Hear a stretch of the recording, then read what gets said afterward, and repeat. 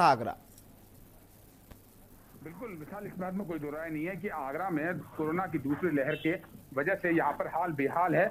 लगातार यहाँ मौतों का सिलसिला जारी है। हालांकि सरकारी आंकड़ों में मौतों का आंकड़ा 4 से 5 है, लेकिन जिस तरह से आगरा में देखा जा रहा है कि लगातार तमाम पेशेंट मिल रहे हैं। ऑक्सीजन की अगर हम कमी की बात करते हैं तो जो व्यक्ति को पहले 22 से 24 घंटे लाइन में लगने के बाद सिलेंडर ऑक्सीजन का मिला करता था, लेकिन जिस तरह से आर्मी की मदद से आगरा में अग्रवाल गैस प्लांट चालू हुआ है, तो कुल मिलाकर 2 प्लांट ऐसे हैं जो हवा से ऑक्सीजन बनाते हैं, तो ऑक्सीजन में कहीं ना कहीं लोगों को राहत मिल रही है। 3 से 4 घंटे में नंबर आ जा रहा है, हॉस्पिटलों में ऑक्सीजन पहुंच रही है। यही आलम अगर पिछले हफ्ते की हम बात कर लेते हैं तो पिछले हफ्ते ऑक्सीजन के लिए हाहाकार यहाँ पर था, लेकिन अभी भी एक बड़ी समस्या यहाँ देखने के लिए मिल रही है कि रेमडेसिविर इंजेक्शन, जिस तरह से सूबे के मुखिया योगी जी द्वारा कहा गया कि अस्पतालों में इंजेक्शन पहुंचाया जाएगा, लेकिन जमीनी हकीकत में उस इंजेक्शन की आज भी बड़ी शॉर्टेज है।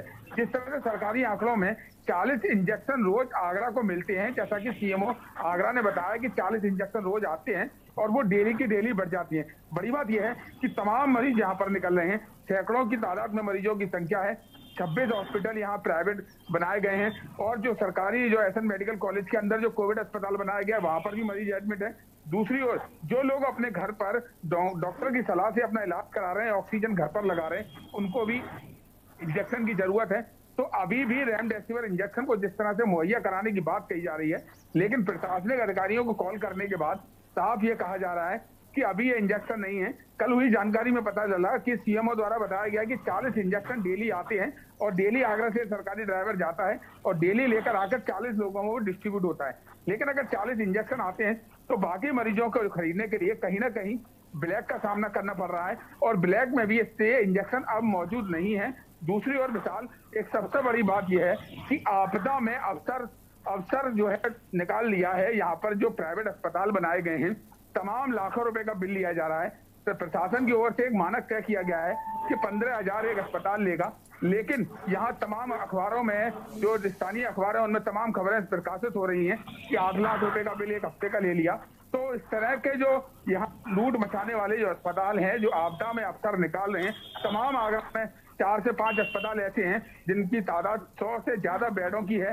तो जिस तरह से यहाँ पर पेशेंट परेशान है कि व्यक्ति, हर एक गरीब व्यक्ति को एडमिट नहीं किया जा रहा है। सरकार कह रही है कि जिले के जिलाधिकारी जिम्मेदार होंगे कि किसी भी प्राइवेट अस्पताल से किसी मरीज को वापस नहीं लौटाया जाएगा। बिल्कुल अजय, वापस नहीं लौटाया जा रहा है, किसी भी मरीज को वापस लौटाया नहीं जा रहा है। ये सब तो ये मुकदमे की बात कर रहे हैं, कहीं ना कहीं ये भी चीजें बता रहे हैं कि प्रशासन कहीं ना कहीं बिल्कुल पूरी तरह से ध्वस्त हो गया है। अजय, आपके पास आएंगे, जैसे RT-PCR जांचें की जा रही हैं, एंटीजन टेस्ट किए जा रहे हैं, एंटीजन टेस्ट की रिपोर्ट ये तुरंत आ जाती है। RT-PCR की अगर बात की जाए तो वो जांचें 5 दिन में नहीं आ रही हैं, 7 दिन में नहीं आ रही है, 9 दिन में नहीं आ रही है वो जांचें, और जब 9 दिन बाद वो पोर्टल पे चेक किया जा रहा है तो लिख के आ रहा है रीसैंपलिंग।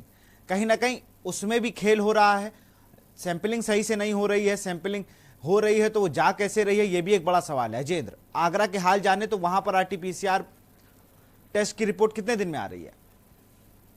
विशाल, बिल्कुल जिस तरह से एंटीजन की जांच जो है वो टेस्टिंग पर जाकर तुरंत मिल जाती है, लेकिन बड़ी बात यह है जो आपने कहा, ये बिल्कुल सही बात है और पूरे प्रदेश का यही हाल है। आगरा की अगर हम बात कर लेते हैं तो RT-PCR की जांच तुरंत नहीं मिल पा रही है। पोर्टल पर नंबर दे दिया जाता है कि जो नंबर से आप यहाँ पर अपना फॉर्म फिलअप कर रहे हैं और जिससे आपको इस नंबर के आधार पर आप पोर्टल पर जाकर अपनी जांच को देख सकते हैं, लेकिन 2 से 3 दिन भी यहाँ पर लोगों को लग जाते हैं और उनकी जांच का रिजल्ट नहीं आ पाता। लेकिन वहीं ये संक्रमण उतनी तेजी से फैलता जाता है और अगर बड़ी बात यह है कि वहां पर दोबारा से जाया जाता है तो यही कहा जाता है कार्यालय में कि आपकी जांच को पोर्टल पर डाल दिया जाएगा। लेकिन जिस तरह से कोरोना का संक्रमण फैल रहा है तो बड़ी बात है कि तुरंत जांच की जानी चाहिए और उसकी रिपोर्ट भी तुरंत आनी चाहिए। लेकिन जांच में ये खेल, एक बड़ा खेल चल रहा है और रीसैंपलिंग के लिए बोल दिया जाता है तो एक मरीज को 6 दिन के लिए पीछे चला जाता है और यही कोरोना उस मरीज के अंदर पूरी तरह से अपना संक्रमण फैला चुका होता है।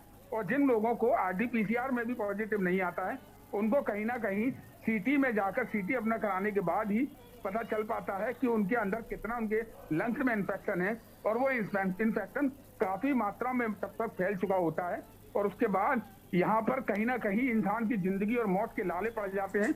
और आगरा के हालात ऐसे हैं कि मरीज भर्ती होने के लिए तड़प रहे हैं, पोर्टल पर दिखाई देते हैं कि बेड खाली हैं, लेकिन वहां जाने के बाद बिल्कुल। पता चलता और है। हकीकत की अगर बात की जाए, मैं आरटीपीसीआर जांच ही चेक कर रहा था अपने फोन पर, उसमें भी अभी दिखा रहा है रीसैंपलिंग। तो ये एक बड़ा खेल हुआ है। तमाम नए नए आपदा में अफसर बदले जरूर गए हैं, लेकिन आरटीपीसीआर की जांचें नहीं आ रही हैं। आप सबका बहुत बहुत शुक्रिया हम लोगों से जुड़ने के लिए। अजेंद्र आपका भी शुक्रिया, जयवीर आपका भी शुक्रिया, अजीत आपका भी शुक्रिया और अर्शुल आपका भी शुक्रिया। हम लोग बात कर रहे थे जानलेवा कोरोना और उस पर संकट